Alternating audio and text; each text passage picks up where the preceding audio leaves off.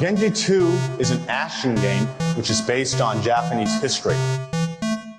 Being based on history, the stages of the game will also be based on famous battles which actually took place in ancient Japan. So here's this giant enemy crab. Dude, I ever tell you guys about my Alienware laptop that I used to have? Oh, do go on. Oh yeah, I got that for my birthday. Like this is back in like in high school, I think. And it was really nice. It was like a gaming laptop. It had like my name engraved on the back. I got to like customize and build sick.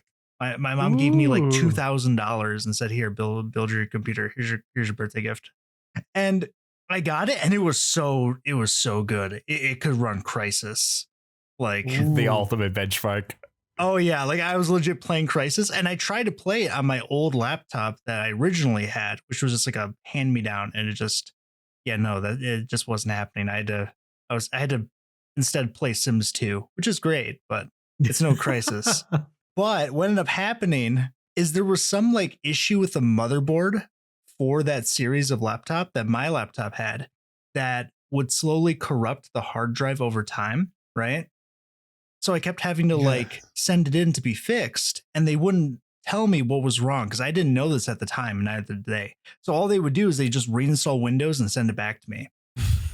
And then like 6 months later it would break.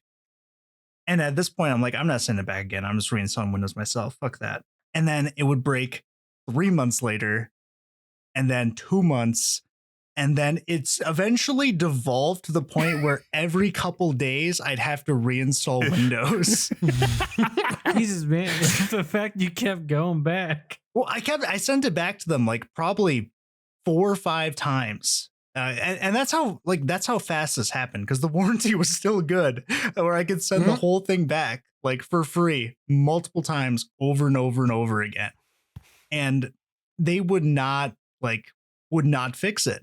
And I didn't know what was wrong with it until Jacob wanted to buy the laptop. And I was like, if you could fix it and find out what's wrong with it, sure. So I think his mom took it to a computer technician. And he's like, yeah, the motherboard's like completely fucked. And I was like, oh, that makes a lot of sense. Dang, you got a poison laptop. Yeah, ever since I've never wanted to buy Alienware ever again. It used to be like when I was young, it was like, that's the shit. That's the stuff you'd see in magazines and like, oh man, all the best people got this. Yeah. And I don't know if it was ever really like that. It might have always kind of been funky. I mean, I think Dell bought them out and it got way worse. It was after that. After Dell bought them out is apparently when they really went downhill, because that's when they started like exchanging components for cheaper variants, which I learned firsthand. Oh my God. Dude, I'm sorry about your laptop. Did I ever tell you about my old Dell laptop I used to have? Oh no. Where the average core temperature when it was playing Age of Empire 2 was 100 and something degrees Celsius. Oh. No, you got a space heater. It would just burn you if you touch, because where the processor is like right on the front part of the laptop, like below the space bar and to the left, like but next to the touchpad. So if your arm's sitting there, you just burn yourself where it was under any load. And I was like, this thing is a gigantic pile of shit, but how is it still working? Dude, I used to have a laptop that would get like super hot, but it would actually like shut down because of overheating. I don't know how the hell your system would get that hot. But dude, it literally, like, I'm like checking the core temperatures. It's like 104 degrees Celsius. I'm like, how the fuck are you functioning? and not have like a fail safe for heat. No, like I guarantee the inner part of that was just fucked. You should have like let it blow up and then claimed insurance on it and got yourself a new laptop, dog. Yeah, you could have let yourself get burned by it and then sued.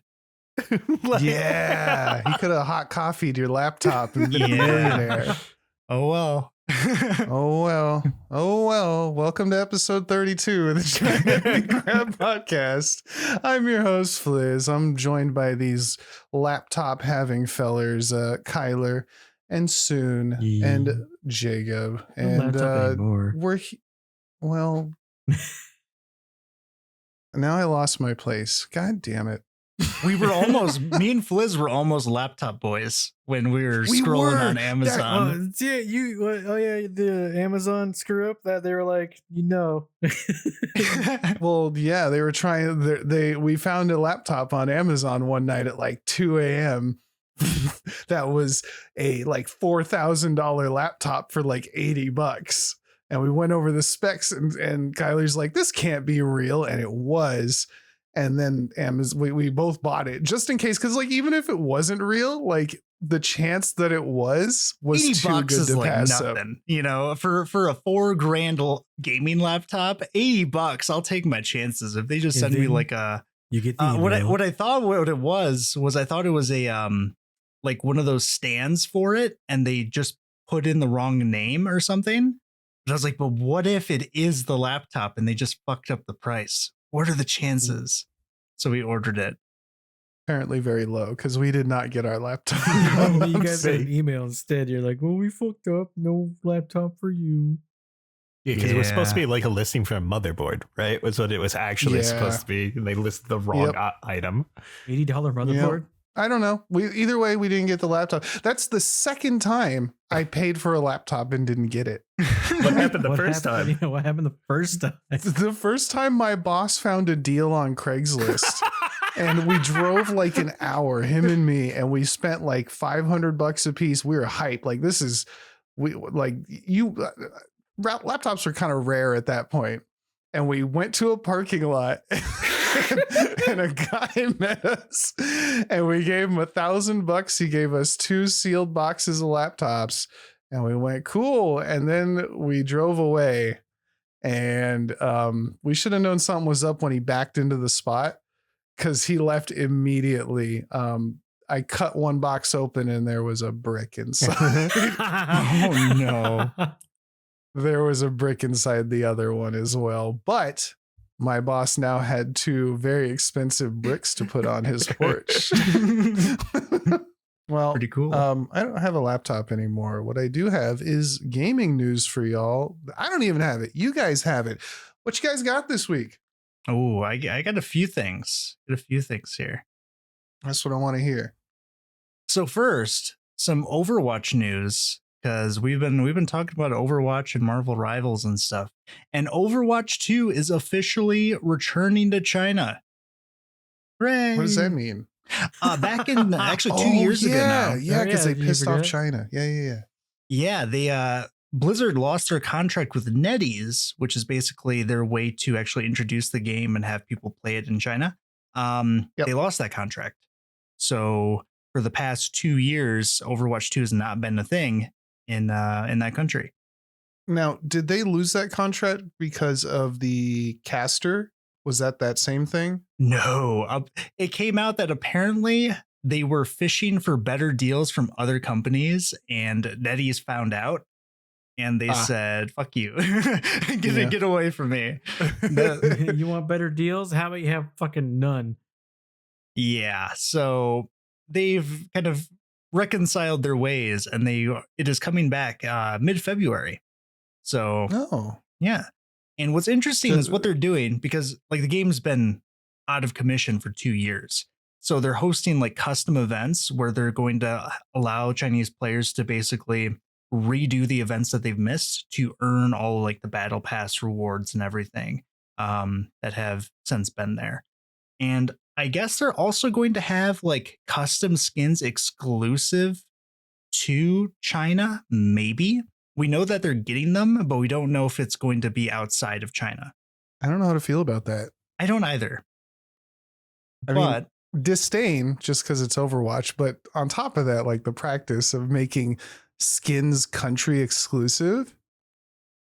Yeah, I don't know. Yeah, I don't know.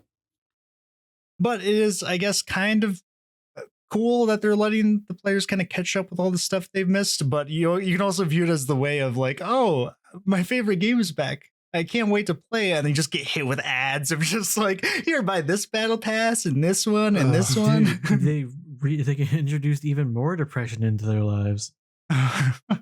You see how bad it's gotten. Oh, and speaking of, Overwatch's new monetization model came out, which which we were talking a little bit about, but they basically have ripped off the Your Shop from League of Legends, which if you don't know what that is, it's pretty much a like cyclical shop that comes out every once in a while that will have discounted skins for characters that you specifically play, which is cool. That's a pretty cool thing. The problem is the discounts are kind of insulting. For context, Leagues is like, I think I've seen up to like 70% off sometimes. It maybe can be pretty sizable, yeah. Yeah, it could be a lot. It depends on like the rarity of the skin. And from what I've read of people talking about this, it's capped out at like around 40 and it's as low as 0. Like literally 0% off. What? There is no discount. Yeah. It's just an advertisement. Pretty much. So does Overwatch have like legacy skins? Do they have that kind of situation where like you can't normally get this skin, but yes. Okay, so it's 0% off, but you can get this thing you couldn't previously own, which but also feels like League does that and you still get a discount on it because certain ones you can't get. Like I'm pretty sure you can get legacies through the Your Shop as well in League, but you can get them for free. You still get like a discount on them. Well, yeah, through the chest as well. Mm-hmm. On top of that, because the way it works, it's limited slots. So when the shop comes up, it only shows like, I think it's 5 skins is like the maximum amount that will display. And it will show ones that you already own. That is apparently a problem where it will show skins that you already have. So why? I would assume it's a bug. So that's not great. It's a feature, not a bug. It's just so you can show the skins off to yourself in your shop. I already got these. I'm pretty cool. and even more is if you have the Xbox Game Pass, one of the features for that is you get access to the last 2 seasons of skins. Like you get to use them, whatever the last 2 were. And then they cycle through as the next season comes out, right? But if one of those comes up in the shop, you can't buy it because the game thinks you already own it. So it won't actually let you use the discount. And eventually you'll lose access to the skin once the new season comes out. Is this like active right now? Yes. Wow. Yeah. Incredible. Not great. I think the Your Shop from League is actually pretty cool. It's just they clearly fumbled releasing this. Not like you got time. Look. What else can they fumble? They fumble everything at this point. Yeah. I feel bad for people that really like Overwatch. Like, I know there's good parts of that game, right? Like, it's not all bad. It looks great. I just I wish someone else had it. Yeah, just give it to someone else at this point, man. Yeah, Activision is like even reading those old once they started gearing everything towards making money regularly, predictable money, things kind of just not great for the consumer. Yeah. Now, you were saying, Fliz, you weren't sure how you felt about exclusive skins for countries, right? Yeah, it seems because like as I said last time, or maybe during our last the Marvel Rivals thing we did, that like even Pokemon Red and Blue I got mad at because I had to buy both of them or, trade with I had to do extra work to get shit that should be in the game I bought. Yeah. So yeah, I've always hated that. Marvel Rivals might be doing something kind of similar in a roundabout way. Okay. Where there's an exclusive bundle that you can get if you buy tickets to the new Captain America movie through the Regal Movies Company, which they sell movie tickets. You get a limited edition spray, nameplate, and a skin that has not yet been announced. It's going to be a Captain America skin? Or a Red Hulk or a skin. Falcon. Oh no, they got me. They fucking got me. It could be Red Hulk. And the thing is, the Regal Movies is a United States-based movie theater chain. So if you are not in the US, it might be a little more complicated to get this. I just don't know how you actually redeem like this feature, this bundle. Like I don't know how that works. But yeah, so that is the thing. If you guys are gonna go see the movie anyways, see if you can buy it from Regal Movies and potentially get a free skin. Well, free quote unquote. I like that's one of them. This phase of Marvel is not something I'm terribly interested in. Like if I bought that, I probably wouldn't go see the movie. I would just want the skin. Yeah, just buy the skin for it. Yeah. Yeah, I might. Like if it's $8, I don't know, $20 movie ticket. I don't know. I give up. It's I can say they're usually expensive nowadays, right? yeah. I mean, it's probably about the same price as a fucking skin bundle. Pretty much. All right, Just free skin about. with a movie ticket. I don't hate that. Or a free movie with a skin purchase. No, I'm good. I just want the skin. Yeah, some interesting monetization happening with Overwatch and Marvel Rivals. And that is like a theme right now. I don't know why. Because RuneScape, old school RuneScape, is currently getting review bombed on Steam right now. It's kind of wild. What's the reason this time? It's actually kind of insane because the reason why is I guess Jagex got bought out by a separate company. I don't know the name of who. But they released a survey that showed potential monetizations that the community might be interested in to replace what's already in the game. And this is kind of absurd. So RuneScape's kind of run to this issue where there's not enough features that are being added to justify the membership.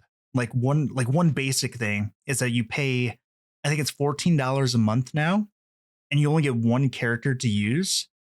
But in World of Warcraft, you get like 60. And it's like the same price. I think it's $1 more, right? And one of the issues with it is RuneScape doesn't have like any type of customer service base at all. So like if you have problems at all, there's no one to call because there's no call center or anything. So you're just kind of fucked. You just have to hope that you post it somewhere and it goes viral and hopefully a developer sees it. Like that is your support center. So that's an issue. But people have taken screenshots of the survey, and some of these options are wild. One of them is you pay $10.99 a month, and it displays ads in the game. So it's cheaper, but you get ads. What? I don't want to pay to fucking see ads. Another one is the same cost, $10.99 a month, but the AFK timer for RuneScape is shorter. So if you're AFK for too long, you just get booted.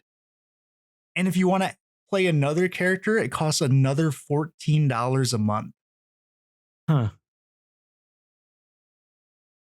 What the fuck? Yeah.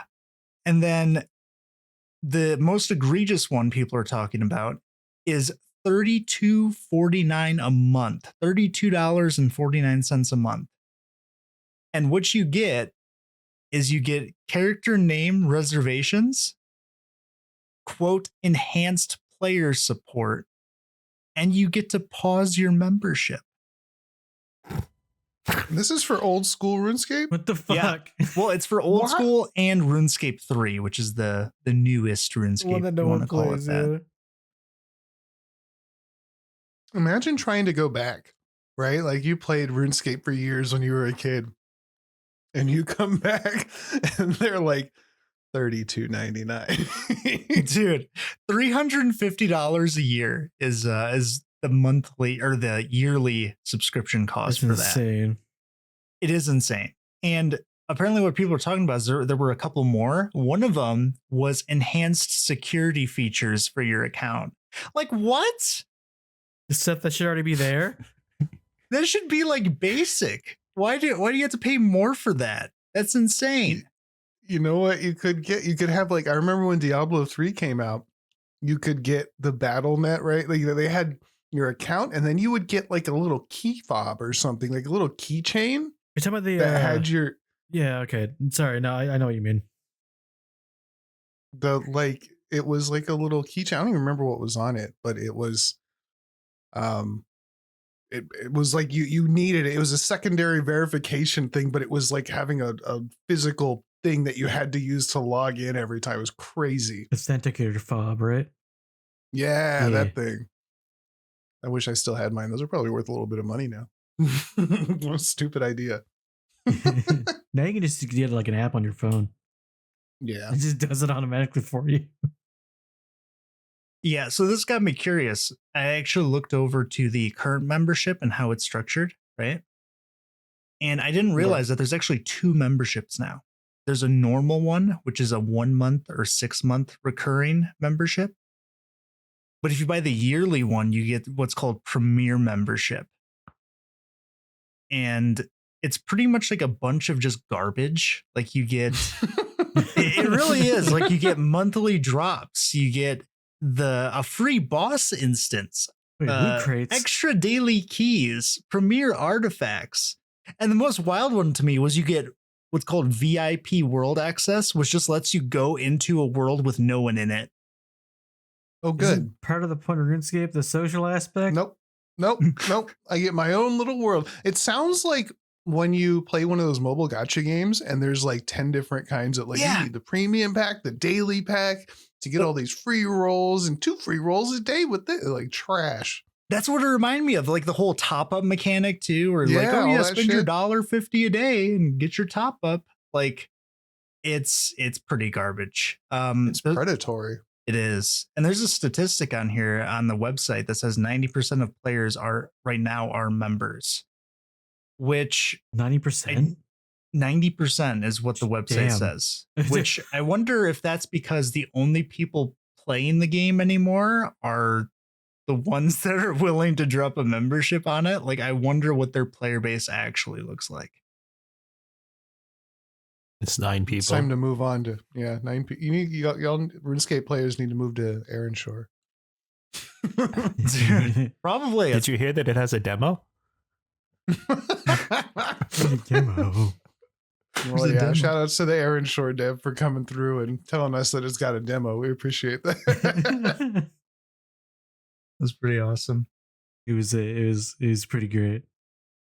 I was like, yeah. I wonder if the RuneScape thing has to do with like, because RuneScape is on mobile, right? So like maybe they can just be like, I mean, we could just treat it like a mobile game and that should be fine, right? There was a mobile only access option too on that survey, which for some reason was more expensive than the PC one. Huh. They know their audience. I don't know. I don't know what they're doing. The thing is too, like all the player base for RuneScape, like they know the fucking game by now. They've been playing it for like 3 decades. Yeah. At this point. So you're like, would you be interested in paying this? Like, no, fuck you. I'm used to paying like $7 a month from back in the good old days or whatever it was. And I just got everything. I didn't have to worry about it. You have not added enough to quadruple my fucking monthly membership. They know the game in and out. They go, they hit their tree for 5 hours straight, and then they go fish for 5 hours straight. Yeah, that's the game. Hasn't changed.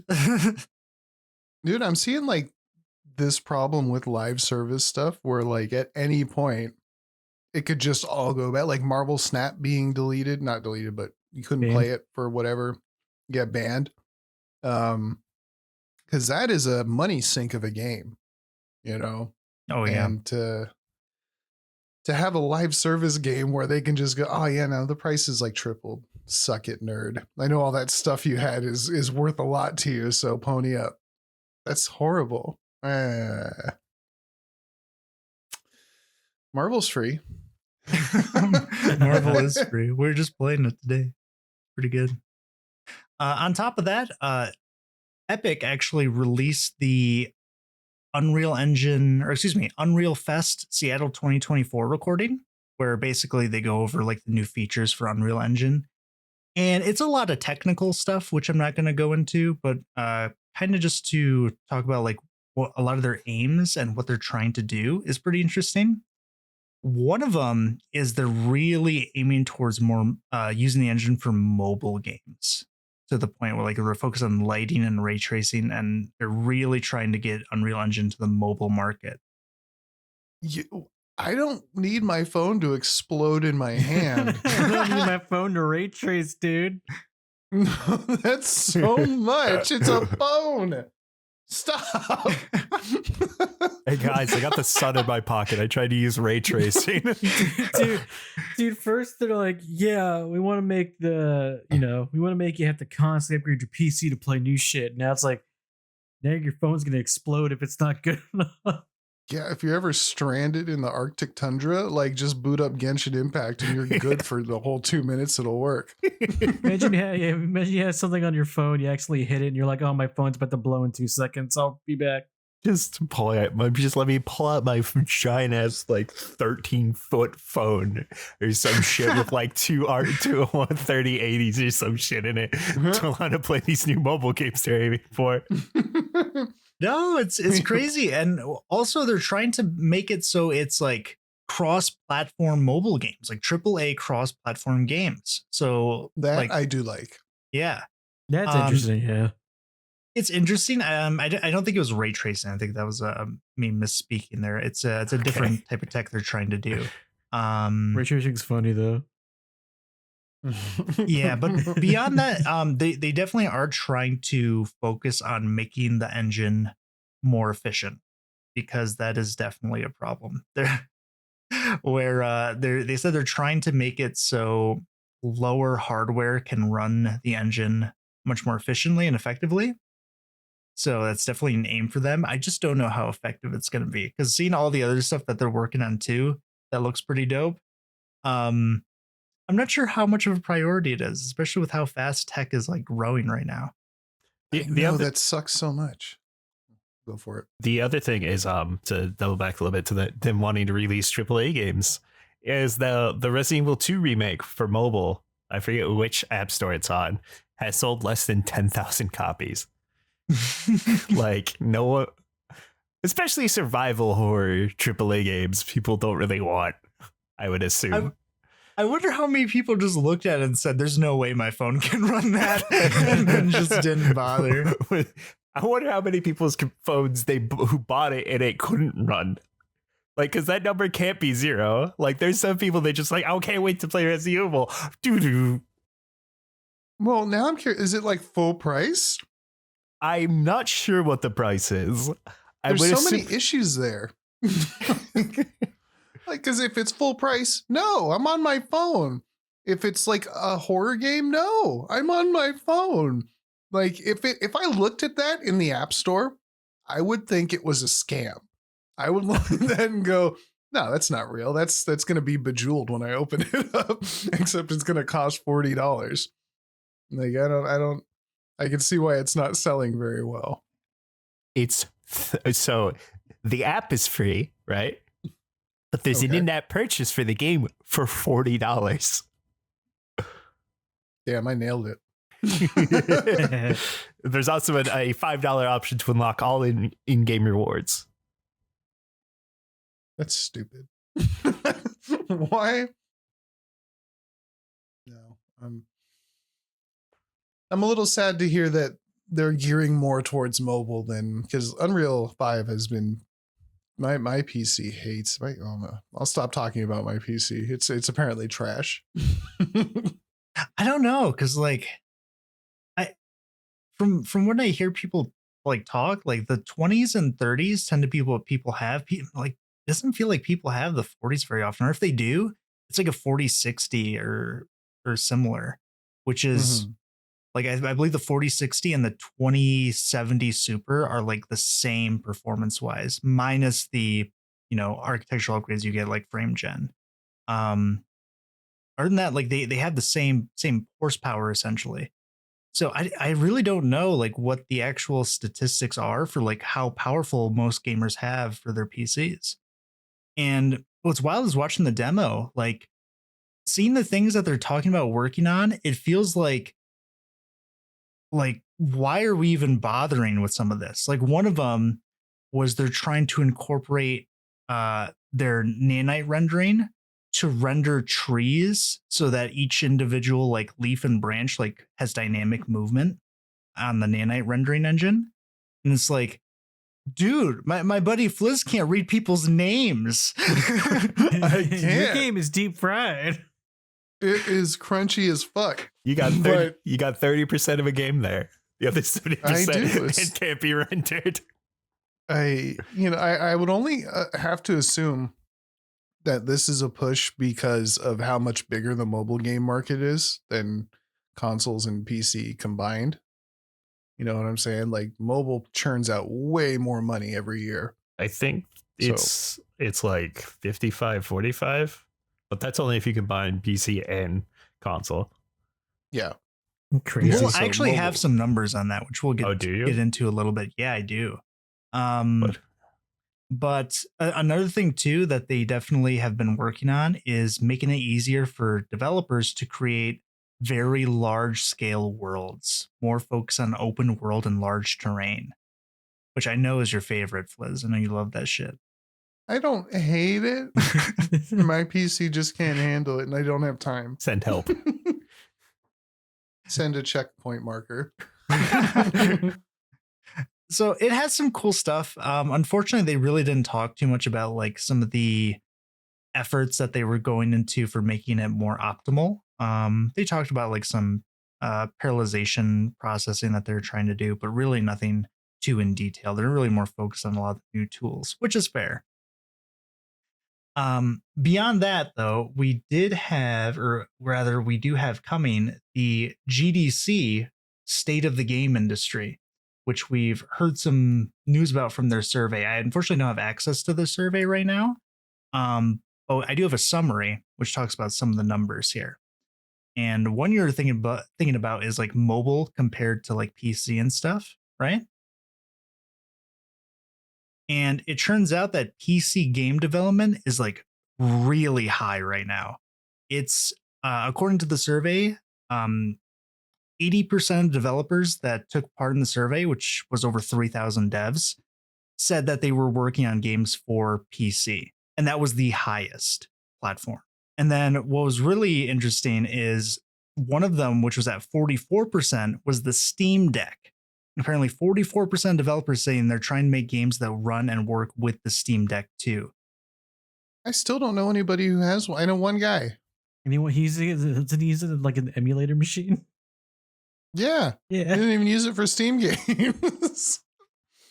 So when he that's told us weird. I'm going to emulate PS2 games on it, it's like no Steam game, just PS2.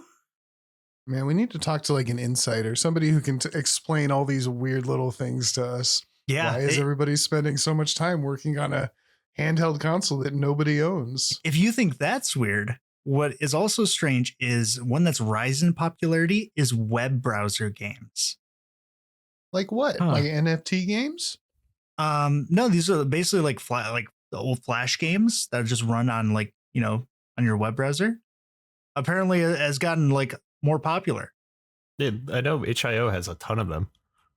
Oh, true. I didn't even think about Oh. itch.io. Yeah, that really does. That's becoming more popular. GDC has said that the interest from game studios and browser games is the highest it's been in the past decade. Last 10 years, it's never been this high. Hey man, I remember the good old days of Newgrounds going on there. Checking I out thought we were Flash just games. jacking money into QWOP.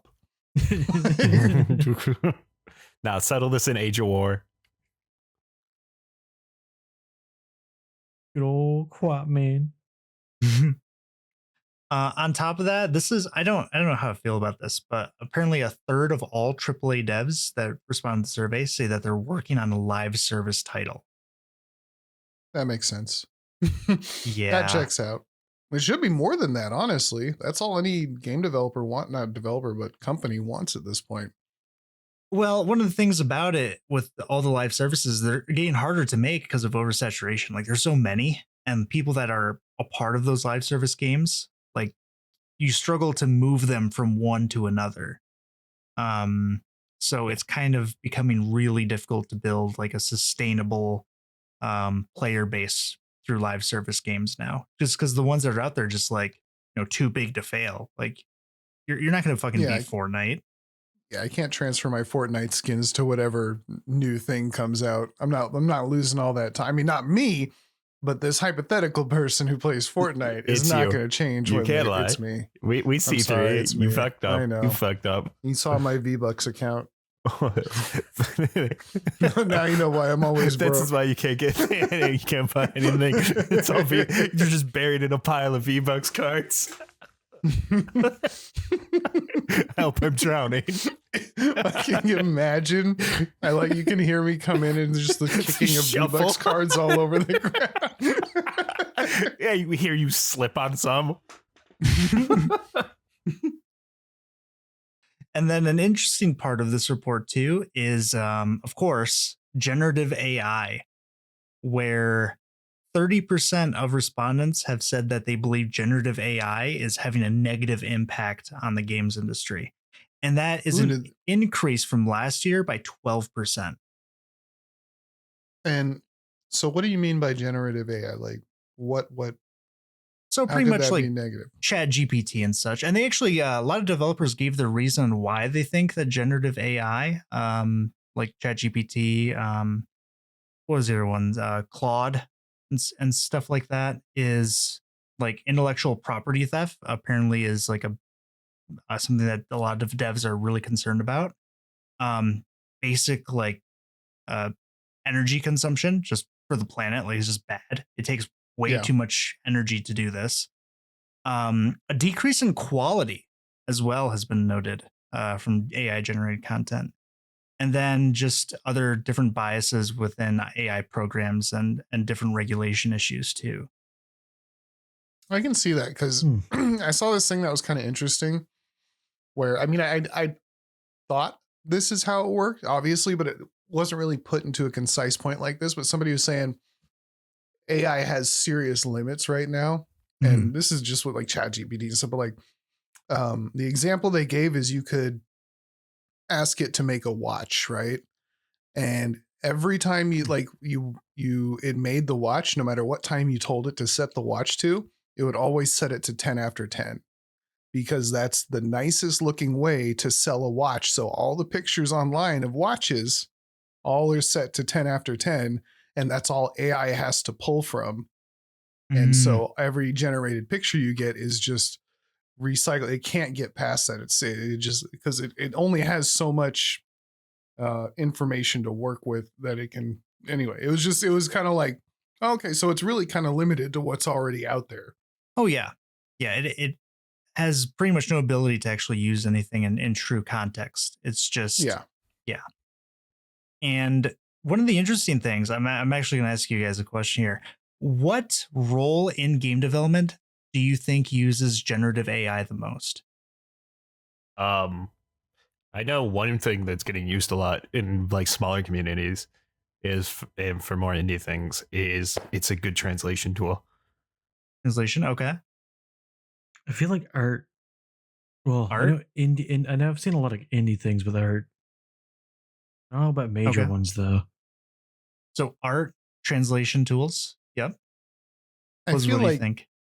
I feel like devs would just be out there like write me the code for this, and it would, but it would all be kind of fucked up and the same as the other code. That's like I could be totally off base, but that seems kind of Okay. copy paste. I don't know.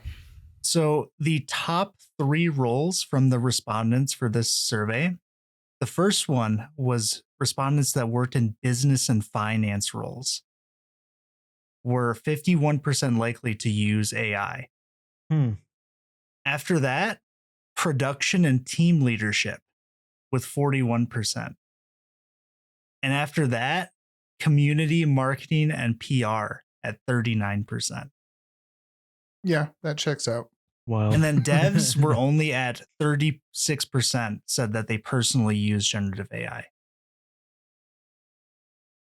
Yeah, I could see spamming marketing would be much easier if you could just make a thing and put it on the internet, please. Yeah.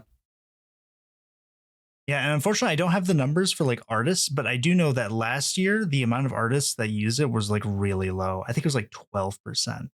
That's not a fair comparison because AI has gotten like so far in the past year, but even still, I feel like a lot of artists would be hesitant to use it because you're literally using the thing that could cost you your job.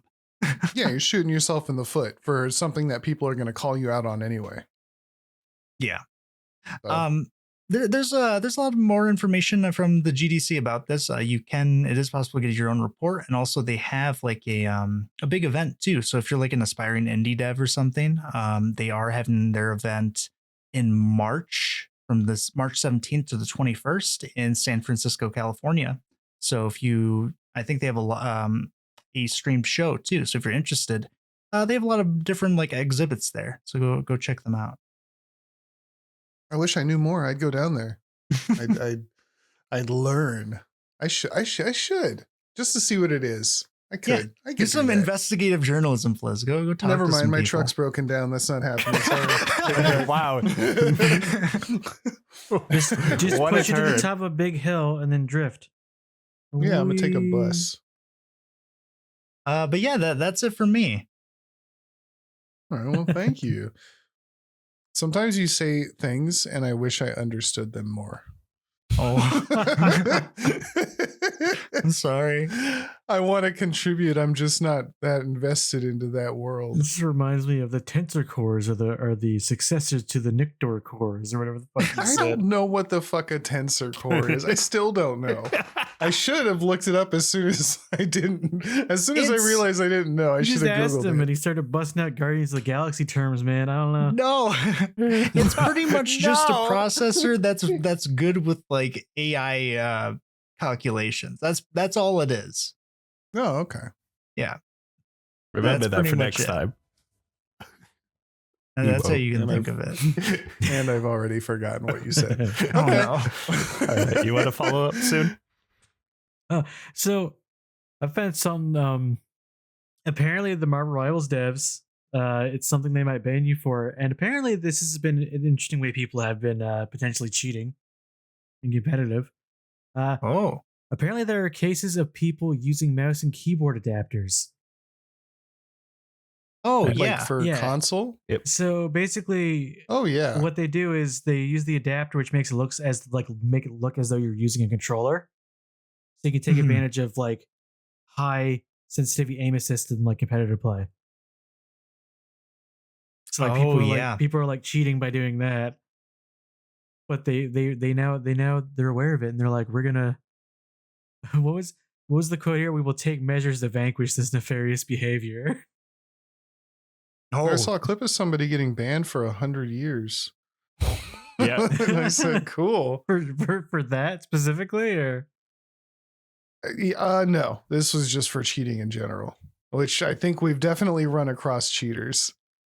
well, after reading this, it made me wonder, like, have we encountered someone that's been doing that in our comp games? Because remember, sometimes we see things that are like, this seems strange. there's no way anyone yeah. uses mouse and keyboard when we play competitive. What are you talking about? That's impossible.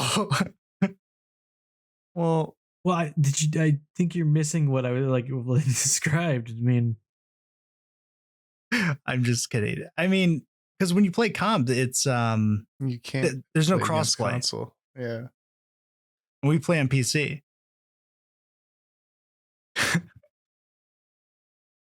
So, I mean, I guess they're all well, no, cheating. because I guess we're cheating. The adapter makes it look as though you're playing with a controller, but you're using a mouse and keyboard.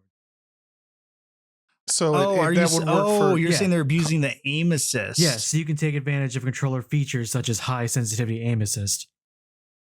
Is it different? I didn't realize that the aim assist for controller would be different.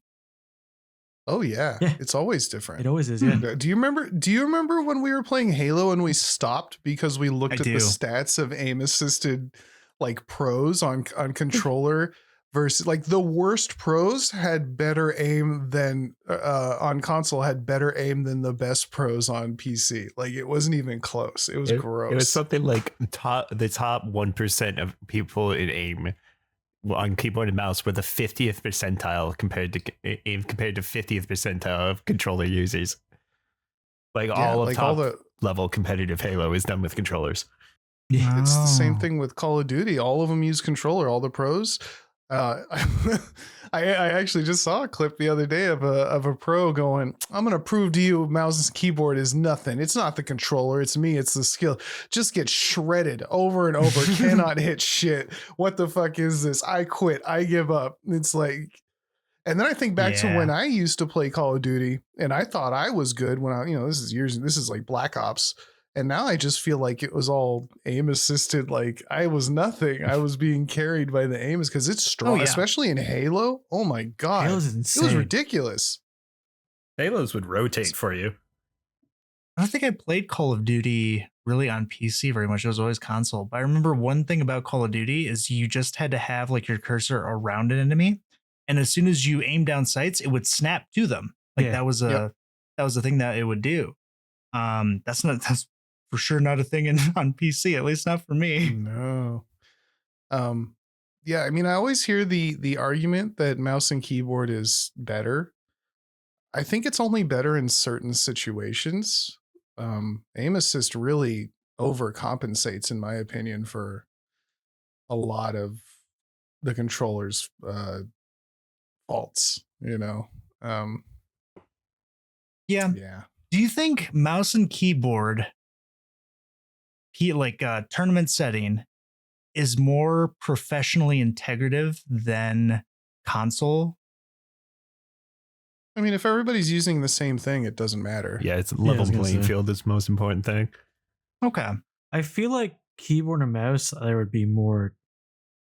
I guess I feel like that's more like the technical aspect. That's more like technically skilled. But I wonder if like the ceiling is higher for mouse and keyboard based than for a console. Because I feel like there's only so much you can do with the limited range of motion you have with a controller thumbstick that a mouse and keyboard offers you.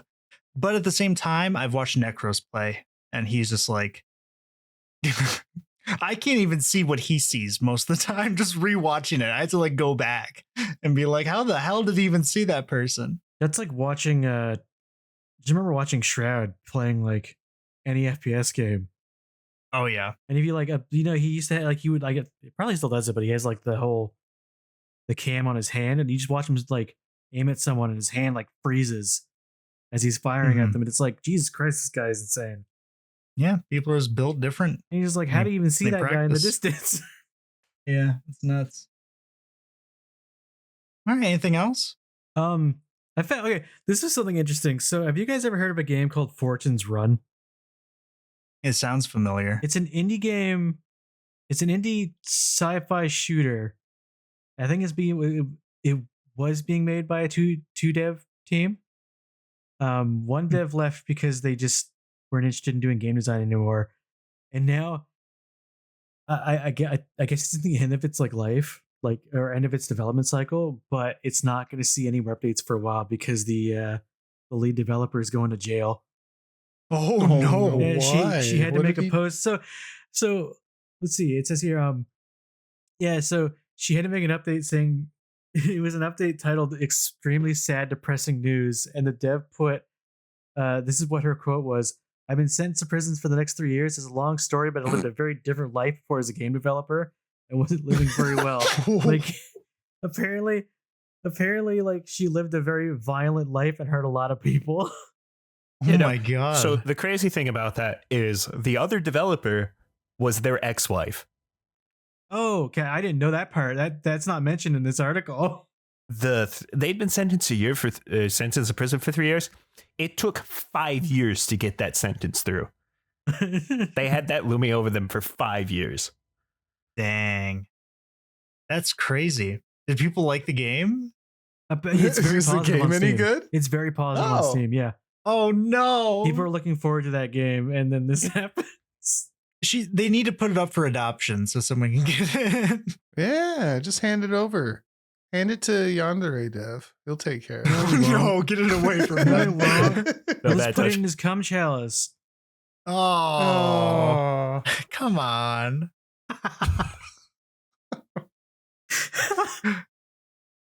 All right. Well, that's Might have to edit. This is a totally unbiased podcast. What do you mean? Yeah, Fliz? this is just the news, like NPBS. I don't know. NVBS. I don't know what you're going for there, but Well, it was going to be NPR, but it doesn't matter. NPR. It's all getting chopped. damn it. You can't be talking about cum show. You know what? It's fine. I Who have cares? heard worse in What else you got? other things. This is a bit of an older one. I had this like last week before we got like deep. But so you guys hear about like the Path of Exile 2 hacking that happened? No, there's a The hack. hacking? Okay, so- there's more. This happens. Apparently, this hacker in particular got access to it before it was even like launched in early access. But some what was it? I think it's something along the lines of the devs had certain accounts connected to like their admin accounts as well, and a hacker got a hold of that, and then through like their tools, he was able to change people's passwords. And the way they have things set up is normally whenever a change is made, it gets flagged so it can possibly be audited. But a password change only gets put as a note, and those can be deleted. So he would go change people's passwords and then delete the note. And what's crazy about this too is like this guy waited, he like sat on this like hacked account until people built up items and stuff, and then took control of them to get a big payoff. And I think it was like 66 accounts at least were compromised. But like the devs were on quote saying we totally fucked up here. Yeah, that sucks. But here it is, How did he get access? So did they a say? compromised Steam account linked to an administrative account on the game's website. Oh no. Yeah. So it gave the hacker the same access as customer service. So it allowed him to reset passwords, log in as other players. And 66 notes were deleted, so that would imply that 66 accounts were compromised. Although he also the dev talking about this caveated that the dev team only keeps logs for 30 days. And so the compromise was all pre-launch. Oh, Yeah, the hacker gained access before the game was even available to the public. Dude, you can't be having games on your work computer. It's Like, crazy, dude. Can't do that. That's why when I'm at work, I just load up the Windows games pre-installed. I don't have to worry about it. Games. Yeah, like you got the one that's on your desktop and this little puzzle where you got to like make the picture of the toucan. Oh, I thought you were just playing like solitaire at fucking work. God. I'm not no feeling. solitaire. Hold on, I'll fill your prescription in a moment. I got to finish this solitaire game. Click, click, click, click, click, click, click. What's that? You're having chest pain? Oh, that'll go away in a second. Give me hold How solve it so fast? Hold on, I'm about to do my Minesweeper best time. on. Dude, that sucks. Did they find out who did it? No, it doesn't say they did. No. Oh, dang. wait. So are there 66 accounts that just they're not sure? Like anybody could have one of these accounts? Yeah, just here it just says 60. It implies 66 accounts were compromised. He's just sitting on it. Like There could be I'm way gonna more. wait. Yeah, well, because like they said, their logs only keep for 30 days. So if there's anything he compromised before that, they wouldn't know Dang, I don't know shit about shit. unless it's like reported. Yeah. What a game. At least the game's good, right? Hey, Jacob, Right? go check your account real quick. Go check your That's what account. he's doing. That's why he's quiet. Where's all my shit? This says mentioned these incidents echo other reports of items being stolen in December, but it does sound like it's all been caught and sorted now. That doesn't necessarily say they caught the okay. one guy. All right. As long as they're aware, that's better than no news, But it was Blizzard. Blizzard did it because they knew it was threatening Diablo Path of Exile 4. 2 was better. No, it was Elon Musk. Give me all those items. And I had one more fun one.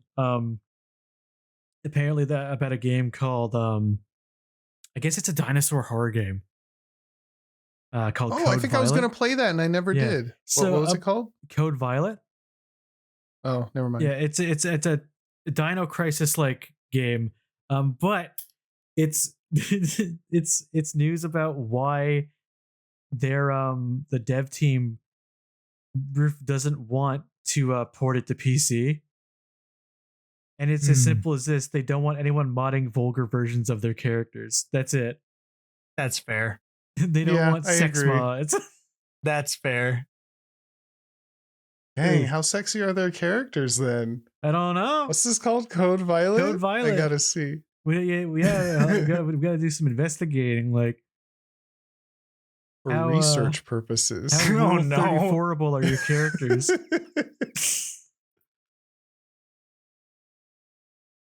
Oh, that sucks. That seems like something I'd want to play too. Wait, so what is it on? Like, what I can think you it's play it on? PS5. PS5 exclusive. Yeah, PS5 exclusive. Oh, gotcha. The only character I can see, even Oh, just no. quickly glancing through the trailer, is like this purple-haired lady, and that's it. Yeah, there's just a woman with a big flat face. Yeah. He really doesn't no. want anyone doing anything with them. Yeah, maybe he thought they'd make the dinosaurs sexy. He didn't want sexy dinosaurs. Why Oh, not, no. man? Oh no. I don't know. I'm sure there's like a dozen books on Amazon. Actually, there's many more than a dozen books on Amazon about sexy dinosaurs. If there's sexy dragons, there's totally sexy dinosaurs. Oh, you're fucked up. You know, that reminds me, you guys ever hear that story about what they tell Disney artists when they first get hired? No. About whenever they hire a new artist, they say, all right, so you're gonna be drawing some characters, and we're gonna tell you now, people are gonna redraw your characters. Oh yeah. And they're not gonna redraw them the way that you drew them. Isn't It's time there? of the internet. Yeah, and on top of that, Jacob's already bringing up the vault. Yep, the vault. The vault. Because everyone's Where- done it. Yeah, there's apparently like a protest thing that artists would and maybe still do at Disney. I don't know how true this is. This is stories I've heard. Where they would just straight up just draw lewd images of Disney characters. Right. To beat people to the punch. Well, not just that. It's because since they drew them, but they work for Disney, that is now Disney's intellectual property. So apparently there's just a place where all of the artists like lewd drawings of Disney characters is just stored there. So they got like they have like a ticking time bomb of being able to Maybe. sue someone if they draw porn. I guarantee them that it's not only just for the protest. It's just, you know, you get bored. You get bored every now and then. Could you imagine? It's more also a question of why shouldn't I? It's I have all this power. I gotta practice. Triceratops and bottoms. Oh my god. What are you looking at? All I want for Christmas is Utah Raptor. Wet Oh, hot no. Allosaurus summer. This is real. These are you I can know. find these You've on Amazon. showed me these books before. I don't remember why we were looking at them, but you were. What would you even look up to get those? Just sexy dinosaurs. No, well, yeah, that gave me the wrong things. A billionaire dinosaur forced me gay. That one, yes, I remember that one. That one, I think that was my favorite title you read so far. I think If he's a billionaire. Yeah, he might get me too. Yeah. We're gonna be too judgmental here. I have standards, Hold but on. they're not that high. Yeah, I don't blame him. It's fine. All Uh, right, sorry. I just had to be reminded. No, that's funny. If you see any more He had war flashbacks right there. PTSD. Was there anything else? No, that's what I found. That's all I got. All right, Strider, what you got? Belatra sold 1.5 million copies since it was shown off at the Game Awards, which brings its total to 5 million. Since? Yep. Oh, Oh, fuck. damn. Oh, well, that's Yeah. Yeah, it brings its total to 5 million. So it sold That's a lot for so That far is- after yeah. release. Yeah, That is- 1.5 million in what? just under 2 months, month and a half. Yeah, it's pretty crazy. It's insane. Local Thunk is probably like, what do I do with all this money? Yeah, honestly, it's like the Stardew Valley guy who like he's like, I'm just gonna keep working on Stardew Valley. I kind of want to do other stuff, but And in his other game that is perpetually being worked on, but he can't stop working on Stardew. yeah, people Yeah, love it. there's a chapter on that guy in the book, and he like he's a special kind of guy. Like he really he's such a love-hate relationship with Stardew Valley. Wait, which He book? can't he's Because the last one we talked about, I don't think he had a chapter in it. no. This was the first one by I'm drawing a big Jason? fat blank that I shouldn't. Jason Schreier, yeah. That just went over various games and the history of them, and Stardew Valley was one of them. And he is it's quite an adventure, Stardew Valley, just from a development standpoint. And he was like, yeah, I still just like use my bicycle to get everywhere, and I thought about buying a house, but I don't really feel like it, and just seems like a lot of work. But I do have to go add in the turnip colors and really get these 2D models where I want them to be for the next update. That's crazy. It's just such a weird way of doing things. Yeah. That's how I always thought. Like, if I made it big on something, like, I don't want a house or nothing. I just want to be comfortable, and then we're good. Like, I could really give a shit about having nice I things. think I'm on that with you in the sense of like, I just want to live comfortably. I just want people to stop turning off my power. As long as my computer It's dark, works get cold. and I can fix it whenever, that's enough. Yeah, we don't want much. Just basic living needs. And a We're computer. good. Oh, that's And a it. computer and internet and DoorDash and DoorDash. Oh, the list is growing. The list is it's growing. growing. Just make it so I never have to leave my house again, and we're good. It's just I want to COVID. become a shut-in. It's just COVID. It's a hell of a I miss sin. COVID. Don't say that. Wow. Oh, the streets were so empty.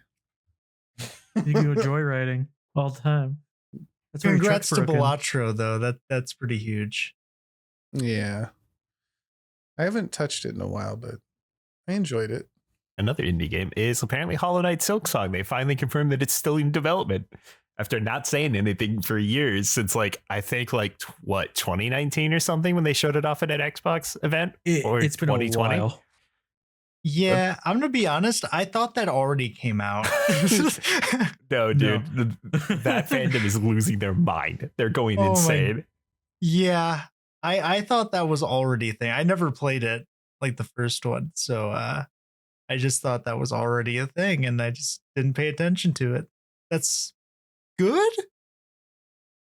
I don't know. Would you still have like faith after they said, "Yeah, we're still working on it, bro. Trust me." It was kind of on the level, starting to get on the level of like, yeah, don't worry. They'll announce Half-Life 3 and Bloodborne 2 or Bloodborne PC. Like, it was starting to get to that level that they'll announce a release date for it. Like, because they got nothing in years. That is insane, man. It's like Elder Scrolls 6 level. Yeah, it's hard to really get mad about. I mean, that's just par for the course with gaming at this point. Nothing's real until it's, even when it's downloaded on your PC, it still may not be real. You know, like you still may be waiting for a while. Dude, it is still crazy to me that like all we've had for Elder Scrolls 6 is that one little teaser. Yeah, it's generic hand to mountain range Elder Scrolls 6. I mean, it's been what, longer since that than it was since before that trailer came out after Skyrim? Yeah. Oh my god, it's been so long. God damn it, Todd. God damn it, Todd. Letters are hard. They are hard. Apparently, you want to know what else is hard? Apparently not cheating when you're at the top level of a video game. Because apparently Elon Musk apparently confirmed that he violated the terms of service for both Diablo 4 and Path of Exile 2. No way. He cheated on both. Because him being a top level player, turns out he's been account sharing. He's been having other people play the game for him. and he's admitted to this. No What a way. chode. Because like he top 20 person, right? But he's like missing basic things on how like the UI works and some other Is things. that imagine like how delusional does somebody have to be to like claim to be a pro? This is like the cheaters for speedrunning going on like GDQ or whatever. And then like why would you even show up? You know what, like how big of an ass are you to take fame on something that people will call you out on like that? Yeah, That's crazy. that's weird. Like, why even bother? Do something else. You have all the money in the world and you use it to cheat at video games. Get fucked. Like, what are you doing? Let everybody have everything else. You have everything. Oh my god. Quick, Throw change up. the topic before Fliz loses his mind. Oh my god. The best part was because I believe this was figured out because he was exchanging, I think, DMs or something. There's some conversation with Asmongold, right? But he started going after Asmongold for this because Asmongold, like, they were talking back and forth. I figured exactly what they were saying. But Asmongold was like, I need to run this by my editors, right? When he was talking about his YouTube editors, like the people who do his YouTube. But Elon Musk started calling him like he's not his own man, like he doesn't think for himself type situation, because he was misunderstanding which editors types he was talking about, because he was thinking journalist editors, which was an amazing misunderstanding. Oh, that's embarrassing. I'm not gonna. There's only so much I can say without getting like Without devolving this rude or conversation. political. No, it's just like there's a lot of things about his character that I'm like, yeah, that checks out. Like, you would be that guy, I guess. I mean, if anybody was gonna do something so just gross for no reason, like for internet points, fucking why? What are you doing? Go Get my top spot. save some. What? Get my top spot on video game leaderboards. What do you mean? What a fucking dork. Like, go cure cancer or something. What are we doing? I can't. I need What are we another doing, dude? double Aphex legendary. Oh my god. And then to go and obviously, like, because I saw the video where it made the rounds of him trying to like do high level content with his character. And some of it looked like he'd played the game, but he was not that level. He was not a top tier professional. And then to have all this come out and like, you should be above this. You should like, I guess anybody can be the richest man in the world, right? Like, that's what I'm learning. It's fine. It's whatever. I don't know. It's okay, Fliz. It's not okay. That's the thing. It's so not okay. Miller, you upset Fliz. I'm I'm Look what you've done. offended by this whole thing. I don't like I'm not like tripping on the video game part of it. It's just like to do something so ridiculous for such an inconsequential reward it blows my mind. It shows the power of gaming, Liz. speaking of the power of gaming, something You're else right. that might make you also mad. Oh, no. According, because that the State of Gaming 2025 thing that you were talking about, I believe, according to an analyst, Matthew Ball, there is hope in the industry that GTA 6 is going to raise the average price, or like the standard price of games, up to $100. I saw that. Yeah. Anywhere from $80 to $100, but I saw that too, and it made me because for a future topic, but yeah, your Lionel's hot take had me like, and then I saw that and I was like, y'all are y'all are friends with the devil, aren't you? He pays my bills. Well, so for context, my hot take was that video games, the base price point, should definitely be way more than it is. But the explanation for that is that it technically is because it's just filled with microtransactions to get it to that point. Because the price for games has not changed like almost at all since they've pretty much been a thing. Like they've always almost been the exact same price and have been for like decades now. It's just companies have found ways around that with like free to play games or just keeping the same price and just pumping in, microtransactions and stuff. I wouldn't mind spending $100 on GTA 6 if I didn't know for sure that, the stupid shark cards and all this other crap are going to be in the game. And that's where I like staunchly, like I thought about it and I was like, one, there's no way. No, there's no, if the game prices went up to $100, it would be $100 plus DLC. Plus everything else. Plus a $50 season pass.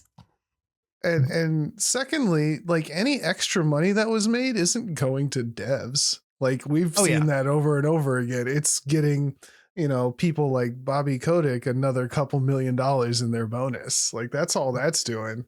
Yeah. So as much as I would like, if you said we're going to increase the price of games by, another $10 and it's all going to go in the pockets of devs, cool. Like, yeah, it sucks for the consumer, obviously. And it definitely makes games more exclusionary, but you're right. The price point has not changed in decades, I mean, except for the recent like $60 to $70 jump. But yeah.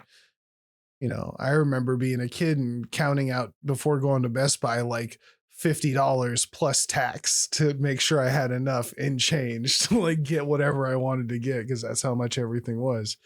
And it moves slow. I just don't think something like that could happen and it would benefit the consumer in any way. Oh yeah. Realistically speaking. I mean, I've gotten to the point where like, I just straight up will not buy AAA games just because I don't trust them to be like just a game. Like it's always something. There's very few that I will get. I'm trying to even think of one and I can't even Monster think of one. Hunter. I was gonna say Monster Hunter. Yeah, Monster Hunter. To me, Monster Hunter still isn't a AAA game to me. Just because I played it like when it was more of a niche title, so I don't view it as that. But I just imagine a world where we had games as they were as like complete experiences. Like this is, here you go, here's the box, and that's it. It hasn't been that for that'd a be while. great. It hasn't. I Man. mean, right now, if you were even paying full price, you don't even know if the game's going to work. And a lot of times it doesn't. A lot of times you get a new game and you can't even log into the servers because they're trash. Like, Yeah. nothing is worth the price point right now. It hasn't been for a while, which is really unfortunate. Because like you were saying, we both grew up, you buy a PlayStation 2 game, they're not going to release an update for that. That's done. Yeah. Remember like buying like Game Boy games and everything else? That was, it was a full game. Yeah. Yeah, There it's are great done. aspects of it too that are just gone. Just societal and like cultural aspects of gaming that are no longer a thing. Like one of them being Pokemon games. The whole, when you throw a Pokeball, if you hold B button as soon as the Pokeball hits the Pokemon, increases the chances of it catching the Pokemon. Total lie. Like not a thing. But I was still holding B. Everyone at school would talk about it. Like, yeah, no, what you got to do is you have to press L and then R at the same time. Yeah. And then you mash A while the ball is jiggling. And no one, like, people just make shit up. And it was like part of the beauty of games is that they were like magical in a way because no one knew for sure anything about them. And that's just gone now. Like, that's not a thing. It's funny you say that because my hot take that I was going after, but that I hadn't fully fleshed it out, but was just how much I hate what the internet and content creation has done for video games, where nothing's magic anymore. It's all min-maxing and this is the best path. And this fucking guy said this is the worst and everybody's going to yell at you for playing it, or you have to do it this way. And here's proof and here's the numbers. And if I'm not fucking constantly watching some dude's YouTube channel for the latest updates, I'm going to be left behind. And that is like frustrating. I mean, some parts of it are fun, like, but most of the time, like, I don't want to know anything about a new game I'm playing. This is just a personal thing. Like I want to be completely blind and struggled. I didn't even read instruction manuals growing up. Like I want to be blind on that first playthrough. And that just doesn't exist anymore. You know? Yeah, Video games are solved. pretty much. But that's why I've been liking indie games more and more. It's like all I buy now is just indie games because they are just like, if you buy this, here's the game. It may not be done yet because, you know, I'm like 4 guys and a couple of quarters. I'm 4 guys. But I'll work on it. I flinched. Now I know why. And there's no bullshit attached to it. You just get the game, just pay your cost, and yeah, here you go. That's kind of what it used to be. And I just don't buy AAA games anymore. And the ones I do play are like free ones where I never really spend almost anything on it. Yeah, the indie games have to be more honest or else their product won't sell. Yeah. You know, you have to be upfront because people are going to find if you have issues. So, you know, you have to either have a working product or a good explanation and a fix. Yeah. You can't just say, here's the newest expansion for Final Fantasy that you took a week off of work to play. And the servers, you're number 3,000 in queue for the next week. Good luck. Yeah, dude. There was actually an interesting quote in that GDC article from a dev who said that he thought that we were going to have a rise of the AAA industry, which is the AAA indie gaming industry, where indie games are just going to get better and better and better because AAA games are just kind of not really, like, they're just under more and more scrutiny as the days go by now, it feels like. Well, you can't take risks. You have to do safe bets with AAA. If you're investing $800 million into something, it better be a sure fucking thing. Yeah. And when you consider on top of that, the increased use of AI, because it's that same problem that you said with the watch, where it always displays 10 after 10, right? Mm-hmm. If AAA game industry is always using AI to make games, it's just going to keep making the same games essentially. Yeah. Anyway. What were we talking about? Nate's done now. Yeah, I went on a little bit of tangent GTA there. 6 Rising the Thing. Yeah, the price. Yeah. Oh, the rising of the price. I can't imagine that they could price it like at almost anything they want, to be honest. It is GTA 5 was one of the most successful games of all time. It actually might be. So Definitely up there. Yeah, everyone's pretty much gonna buy it. But this is what we were talking about, where like people only have so much money. Like you slap $80 price, like even at this $70 price tag, I haven't bought a single game. I bought Monster Hunter. That's it. I think that's the only new $70 game I've bought. Oh, and Call of Duty, but that was to play with. That's neither here nor there. That wasn't because I really like wanted to play Call of Duty though. But it was Friendship it scares me. Yeah, it was for friendship. But like that's 7, like something in me is like, no, no matter what it is, there's an inner voice in here going, that's gross. That's way too many hours of work for something that may not even work right. I'm good. And if that just keeps increasing, good luck, I guess. Yeah, I mean, for me, nothing will change. I think if honestly it does go up, it's just going to make the barrier for entry for new AAA games even harder, because with so many of them, literally a third of them being live service games, which is already hard to sell people on. And then you're increasing the base price for them too. Like, yeah, good luck. Be a lot of $70 games dropping down to $4 and still people say, fuck you. You know, I just thought of, these weird like business decisions that we've been seeing of like just weird shit. With that statistic from GDC of like 51% of business roles in gaming use generative AI. Do you think that's why? Oh, Do you think AI they is just across the board, like giving bad advice. like Magic 8 Ball? What should I do? Make NFT games. The community loves them. I don't know. I don't know if an AI could come up with a hit classic of Concord. I was gonna say Magic 8 Ball. What do I do? Make it $40. Shit. Concord, we took a lot of human failure to the next level. Oh, I feel man. bad for those guys. To some, like a little part of me feel like I don't know if it deserved what it got. I'll never know if it deserved what it got. I never got the chance to try it. I was too slow. I should have snatched it up. You wouldn't have spent $40 on that. No, yeah, okay, never mind. I wasn't too slow. If it was free, I'd feel too slow. If it Yeah. was $20, I'd feel too slow. But $40 for something that already out the gate has bad stigma attached to it? I know what I'm doing with my time machine when I get one. I'm going to go play the biggest failure yet. The biggest failure. Oh, man. What else you got, Strider? That's the end of my news, but I did spend some time today, this afternoon, coming up with a bunch of questions that I think might be interesting if we have some time for those. Sure. I'm going to say sure. Yeah. I'm ready. All right. I'm not ready. I'm ready. Let's see. Which one's a good starting one? All right. What was your least favorite console? Ooh. I don't know if I had a least favorite console. I don't remember having one I didn't like. To be It's the same honest. issue for me. Yeah. But like, which one did you like the least? Xbox 360. That shit red ringed on me like 3 or 4 times. Fucking hated that shit. I voided the warranty. I cracked it open and I cleaned it out so many times. It's kind of like, so I think for me, I'd say the original PSP. Hear it.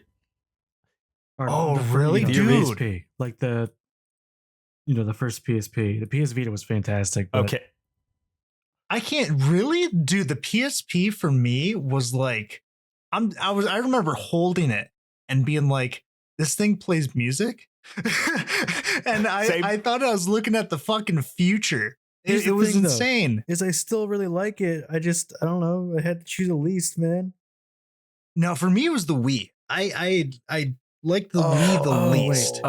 I take my Xbox back. Okay. It was the Wii. Yeah, no, I- like, now that you I'm brought up the changing it to Wii, I completely forgot I owned one at some point. Yeah. Like, The I'm trying There to were think some of the cool- game. Go ahead. Like my favorite games to the Wii, like games that I consider like really good. Mad World. No More Heroes. That was the only one that was good. The black and white, like extremely violent one with Bender the robot announcing all your Oh, kills. dude. And also the music. And the music. Yeah, that was the only game I actually liked for the Wii. I just did Wii bowling. That was like my favorite thing. just to do on the did- Wii. oh, you poor bastard. Dude, like I didn't. Well, the other thing too is I never had Super Mario Galaxy. I've never played it, which apparently that's like the best Wii game ever. It absolutely is. Yeah. So Both keep that Galaxies in are some mind of the for me shitting on the Wii. But like other than that, I had the gimmick didn't mesh with me because I had the iToy for the PlayStation. The I had that toy. thing? The eye Yeah. toy. No. Yeah. Do you know what that is? Oh my god. Yes. Yeah. So for anyone that doesn't know, it was a camera that it would look at you and it would show you on the screen. And the games were just like you would move your arms or do whatever. It was basically what the Wiimote did, but you didn't have to hold anything. So for me, the Wii like remote wasn't that it didn't feel that new or special to me at all. So it just kind of felt clunky as the iToy was. Dude, the eye toy is a piece of shit. Question. Like, Does Yeah. the Kinect count as its own thing? No. No, that's an Okay, accessory. I was gonna say because the Yeah. Kinects suck. Yeah, no. What are these The inverted Kinect had controls? some problems. No, definitely the Wii for me. Even the Wii U, I actually really like the Wii U only because I could lay in bed and just hold up the little console or the controller thing and just play my games on there. And not have to have the TV. I could have the TV play something else, or I could just have it like instantly switch to the TV if I wanted to. Like that switchability, a Nintendo Switch, like that was like really cool for me. So yeah, definitely the Wii is my least favorite. I'd have to double down on Blue being my least favorite. Yeah. There just was no fun games. Yeah. Like the only Tales game I had played was the worst one on the Wii. I remember going to the store and asking the guy at GameStop, like, are there any grown-up games for this? And he's like, no. Like, why the fuck are you asking? Like he was offended. Well, because the only other time we'd ever used it was like there'd be house parties and everybody would be drunk playing Wii tennis or the boxing or See, you know, that's all it was for. That's all it was for though. Drunk boxing specifically. Yeah, and somebody would always end up throwing the fucking remote out the window or something like that. Was the wrist straps were for that. The wrist straps for safety. And there was always somebody who was like done with it and like laying on the couch kind of flicking their wrist to do the bowling and like not doing the motions anymore. That was me. But did you have your wrist strap on? That's the info. No. Oh, you come on, Fliz. It pops up at the beginning of every game. Can't you read? You think I was using enough force to like throw it more than a foot? You're Yes, sorely mistaken. I believe in you. Nah. That was like 2 a.m. Nobody believes in anybody time. True. All right, what else? You got another one? Yep. What makes a video game age well, and what makes a video game age poorly? Ooh. I think age well is great character movement. For me, is one that can make a game age very well. An example of this is Super Mario 64 or Super Mario Sunshine. A lot of the Mario games, those are games that you could play modern day and they like feel fantastic because they put so much time into the movement and the variability you can do that it still holds up even today. I think those are so rare though, because most of the They time are. I'd have to say like story and characters, because I go back and play some stuff and I'm like, nah, this wasn't like going back to play Resident Evil 1, like the original with tank controls. Yeah. And what was wrong with me? I thought that was the greatest game because of the, you know, and which are the characters are bad now, but like everything about it was so cool. And I don't know, but going back to that was not, you know, I think Mario's an outlier in that respect. Oh, definitely. But like that kind of like shows my statements. You went back and the movement was terrible, and then instantly the game felt worse, right? Because like modern day controls for games are so much like more streamlined. They feel better that it made it age terribly. But like you could still go back and play Super Mario Sunshine, and the movement feels fantastic. And You it might just feels be like right a fun game. because I've gone back and played Final Fantasy VII a couple times. Oh yeah. And like that one always, I you know, regardless of, in my opinion, I still find it like totally fine. Yeah. You know, it's you know, the cutscenes are rough. Graphics is not part of this whole thing. Like some games you go back to and you're like, ugh, like who? look at Lara Croft's big old pointy boob. All 7 polygons. Cut myself on those edges. And that was like front page of the fucking gaming magazine news when it happened. Like, look at this badass bitch. She, look at her. Like, and now you go, you're like, holy moly. Put it back. What were we doing? I think some people will say graphics, and I don't think that's true. I think art style is one. Yeah, art style / direction is what I was gonna say. Probably graphics. Graphics is just unfair because one thing that you have to realize is some games were made for certain types of displays, especially like CRT. So if you put that like on a HD monitor or something, it's going to look like dog shit because if you actually put it on a CRT display, it actually looks way better because of the way that the television actually works. It was designed that way. And then, Well, what would make a game age poorly though? poor controls is definitely one of them. Poor controls. Yeah, I would say, what about like the time period of like what the is it between the PS1 where eventually they had the dual analog stick add-on? Mhm. It's like games right around that period. One I'm really thinking of is Armored Core. They hadn't figured it out. holy shit. Have you heard of the Armored Core grip of the way you play the old games? No, When you flip the controller upside down backwards? Oh, Because you want to, or you either, I forget if it's upside down and backwards or just backwards, but it's because of the way you can hold it is where like the action buttons are. Like you're constantly hitting R in a more comfortable position when you have the controller the wrong side, the wrong direction. Like I guarantee if you search Armored Core controller grip, you'll come up with it because it was very infamous for being the best way to use the PlayStation 1 controllers and PlayStation 2.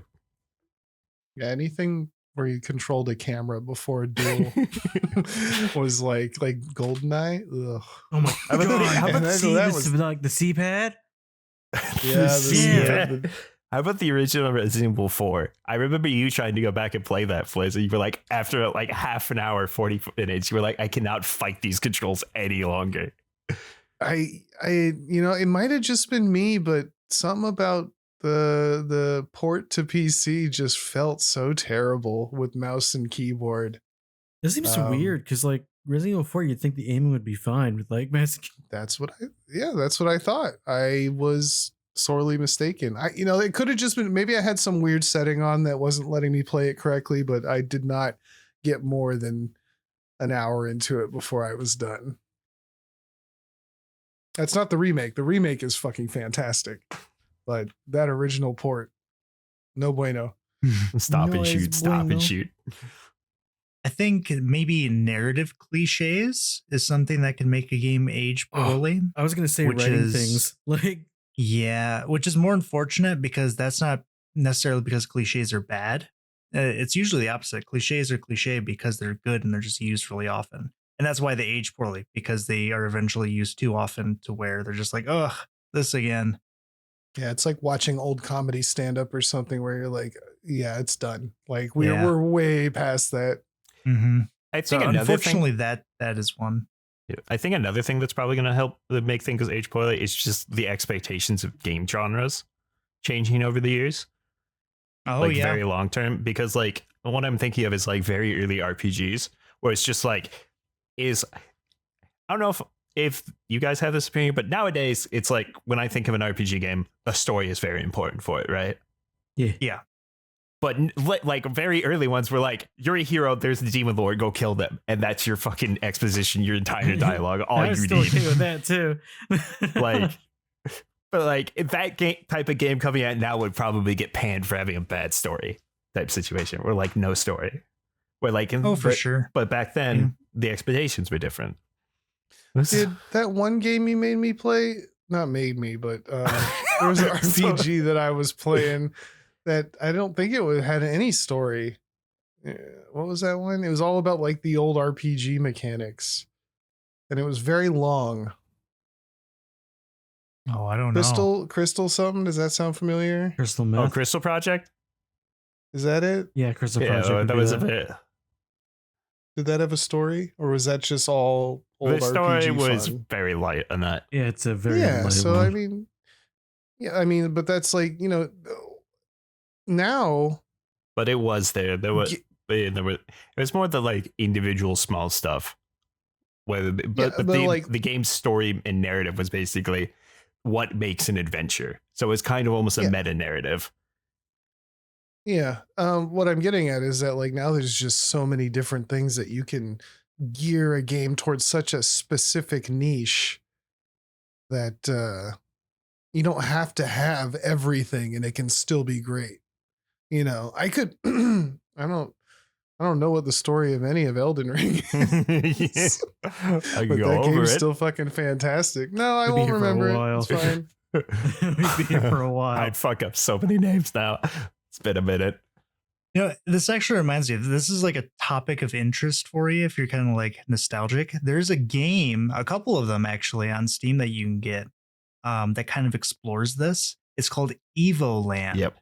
It's pretty old. Evil Land. Evelyn. Yeah, EvoLand. So it's Evo, Evil Land. EVO. Yes, yeah, okay.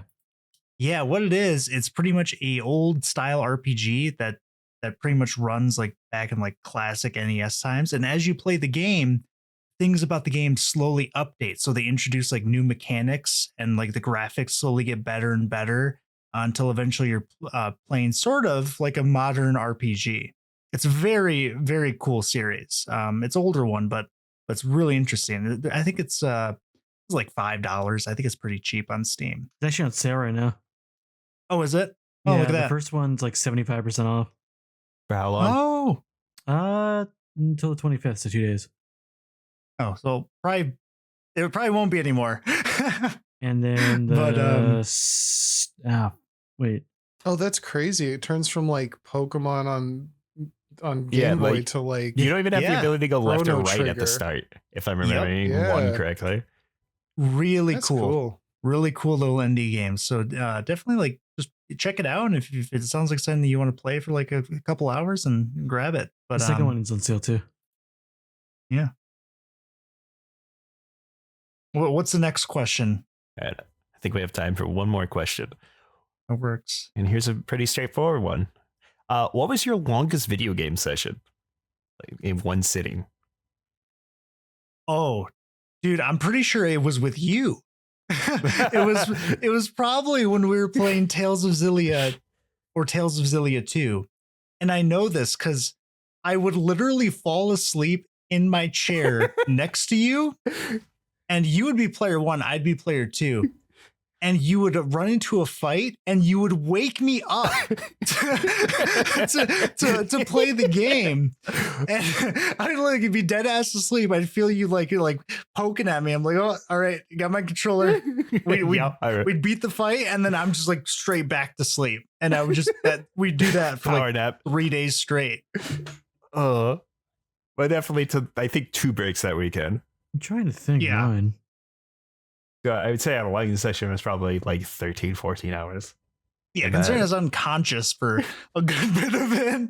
I think for me, I'm just gonna go with the most recent one I can remember, which, funny enough, I think it was with you as well, Miller. We were playing Like a Dragon, Infinite Wealth. We played like the entire goddamn day. I think like 10 hours plus. And yeah, that's my most recent one. Apparently, I'm a bad influence, is what I figure out. What about you, Fliz? You got one with me? kind of. Didn't we play all of Metal Gear in one sitting for a birthday that was stream? your 24-hour stream. Yeah, but that whole fucking game, which, you know, obviously it's not that long if you've played it before, but if you don't know anything, I will always that's remember your like- Sundowner fight. Me and Oh, Lionel yeah. Oh my were God. dying. Holy shit. You could not figure that out. we were in like hour 15 or 16 or something of the stream for, yeah, that was a 24, 25 hour stream. and still I remember. was, It's good start. I remember tuning in. I was like, how is Flizz's stream going? And you're just sitting there slashing at Sundowner's shields and nothing's happening. You're like, I don't know what to do. Just yelling like I don't know what it wants from me. This game controls like shit. What does it want? And we're just like, use blade mode. the other part of the game that was like, I don't think I understood the blade mode until Yeah. after that fight.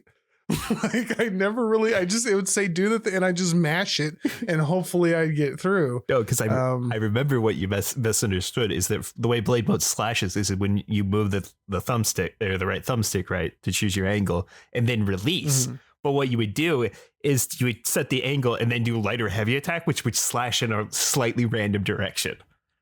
Yeah. But Sundowner's I shield was- needs you to go in a very straight line in one of either up or down or left or right. Yeah, that guy was laughing at me a lot. It wasn't. My brain was fried by that point, but I still went on and finished it, and it still stands out to me as like one of the greatest games. Oh, dude, I've Rising ever is played. fantastic. It's always weird when I've recommended it to a few people and heard people talk about it, and some people have been like, not for me. I'm like, what did you see that I didn't? Like, how did you not see that this was the video game of all video games? one of You the know, greatest final bosses of all Dude, time. It makes just my Like, list. every boss. Dude, it's But no. stupid, goofy fun. It's fantastic. Yeah, no, all the bosses are great, but Armstrong is on an entirely another level. Nano Yeah, machines. especially since you never even saw that motherfucker You until saw the him end with of the one game. cutscene for 10 seconds, and this motherfucker comes out of nowhere and becomes one of the most memeable and quotable villains of all time for gaming. Yeah, I thought it was crazy how I think I saw Donkey play part of it like way back when Donkey first got started doing it. Like he has a long play of it. And I kind of tuned it out because it was kind of boring. And I just never thought about that game. I think it was free on PS3 and I played like one level in and was like, no, it's not for me. And I just never really gave it a second chance. This time you're like, nah, you missed all the good shit. Like you missed everything. And then I went back and we played it. And then suddenly, like, it felt like the internet blew up with fucking Metal Gear Rising memes. And all I saw was Armstrong and that song everywhere. That game blew up. Yeah, I forget what exactly caused that resurgence. it was me. Yeah, Probably. humble. A lot of people were playing it all of a sudden. Yeah. Like it was like late 2020, right? Or early. It was sometime that year, wasn't it? The game just exploded in popularity again. Yeah, right after my birthday because I played it. Because It was me. my what Oh, I love that game. is you still haven't done the same DLC, have you? Yeah, I probably won't. You know, there's just a laundry list of things I got to do, and that's on it. But back to Probably Marvel won't for do that another list, 200 though. hours. Yeah, man, 200 hours already. Always and I'm not Marvel. even the one who's played the most in the Discord. That's crazy. Yeah. Dude, Fun there's so game. many nights Oh. now that I'm like, I want to play something else, but I gotta hop on Marvel with you guys because I'm fucking if you play too much, you're gonna get too far ahead of me that we can't play ranked together. No. I think the last couple times I played, I've actually found myself like, all right, I'm done. Like not even just done, and not like fuck, I'm too tired or like I just didn't want to play anymore. I've had my fill. And I think so I think we're starting to hit a point where everybody knows how to play very well. They've Especially that last 6-man we played. Oof. Ooh, yuck. they optimized the fun. They've optimized the fun. That doesn't mean I'm not going to go back. I still enjoy it and I'm going to keep playing it. But I have started thinking about playing other things. I mean, with 200 hours in like what, 2 months? Yeah. Less than Yeah. a month and a half. Yeah. I still highly We- enjoy playing it. I we play do other have things in to- between when we're not doing sessions. We gotta kind of expand our horizons a little bit. No. Here's my problem. The other stuff that is all single player and I don't want to be alone. Play the fucking game I bought you, Fliz. I played it for an hour or two. I'll get there. You have to- you have to hear- 3 months ago. You have to have Thor ask you Yeah. what the fuck you say to him more. Yeah, what the fuck you say to me, you little shit? I'm the god of thunder. I don't We All don't right, we play, got anything else? And we just, don't play RuneScape. You guys want yep. to play RuneScape? Oh my god. No. You got shut down so fast. Oh. But to answer the question, my longest video game session, there are two that come to mind. One was a birthday party when I was younger where we had a 14-hour 4-player split screen Call of Duty World at War match on Hanger. Sounds super just one match? It was one match with no score limit. We had That is a lot. thousands and thousands of kills. Oh my god. That like watching a meta develop and strats develop through that, like as the night went on, was crazy because we were cycling like players in and out, but everyone was watching. Who wasn't playing was watching. Because the other thing is with the split screen for this game is there's your only choice of weapons and everything are the 10 preset classes for offline. But like there was the eventual strat that I found like on hour 7 or 8 where if you kill yourself and then use your kill streak's next life, they contribute to the kill streak. So I spent the next 45 minutes just calling dogs in over and over. Send them the dogs. Like literally it would just be earn dogs, kill self, spot in. We ended up starting fighting for a specific corner just to keep the flow of the map going. There was this one corner. in the hangar on upstairs that people would just start fighting for. And we spent like half of the game fighting for that corner. But other than that, the other longest session I can think of was when I finished my first route in Fire Emblem 3 Houses, where I played for 21 hours straight. I can't finish that game, dude. I know you I don't think can't. it's ever All you gonna do is happen. grind. I barely seen you outlevel the fucking final boss, and you're like in the fucking 8th chapter of 20 something. Like you need help. You have a problem. I have most of the skills maxed out. I have to be the best teacher ever. All right. I have Teacher, to we've be. been fighting these people for 30 years. Now get back in there. I'm not done grinding. You think I'll play with other people? It's just me. I go in solo and just wipe everything out. This is not how the game was meant to be played, but you do here. Oh, Because people All right. say there's no wrong way to play a game. You have found it. You have found the wrong way. What are you doing? feels pretty right. You literally won't finish the game because you bored yourself on it. No, I just gotta take breaks. It's exhausting being this strong. Oh my fucking god! How many years has it been now? 2? I like how you're not sure. Like I don't the know, to be flashbacks. honest. The flashbacks. I don't remember. Cool game though. It's a very good game. I did play it for 21 hours straight. Oh my god. All right. Well, we all good then? Is that everything? Yep. I think so. I think that's about all. Oh, you guys knew. I forgot. When they also had a release date for Doom, right? Yep. The new Doom. Yeah. That's There's going to be a coming new. out. Oh. I don't know when. Yeah, because there's a new. It's being shown off at the event tomorrow. As Oh, okay, tomorrow, cool. Thursday. So I was going to bring it up next week, but since it got brought up, May 15th is supposedly the leaked release date. Not officially Oh. confirmed, but it was some French website accidentally said that like a statement along the lines of the legions of hell will be decimated on, and then May 15th, 2025. That's pretty soon, to be honest. It's hype. Cool. Yeah, I'm excited. That looks good. The only other thing I had was FTC was this PC Gamer article. FTC is mad at Genshin Impact for selling loot boxes to kids. And they ordered them to pay like $20 million, Yep. which And they banned to the slap Genshin on the Impact. wrist. and they banned Yeah, this. What were you saying? they banned that anyone under 16 like if they're not verified, they need parental consent to buy in-app purchases. Yeah, another law that only affects the poor. 20 million is nothing to Genshin Impact. I mean, also But not the other games with loot boxes, just the Chinese one. yeah, just the Chinese one, because FIFA can sell you your fucking kidneys for $300. It's fine. yeah, somebody at FTC's kid plays Genshin and they got a really weird credit card bill one month. They went, we're coming after you. Anyway, that's it for us today. Thank you all so much for listening. Thank you, gentlemen, for bringing the news. It has been a pleasure having you. If you have questions or comments, feel free to leave them on the video or the podcast, or email us at giantemicrabpod@gmail.com, or find us on Blue Sky under the same name. We will be back next week.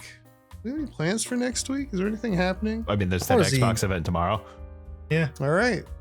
We're going to do the Xbox event tomorrow, and maybe I'll read you some excerpts from Triceratops and Bottom. Oh god. Where's its hit sequel, Triceratops and Tops? No, it's Morning Glory Milking Farm. What the You know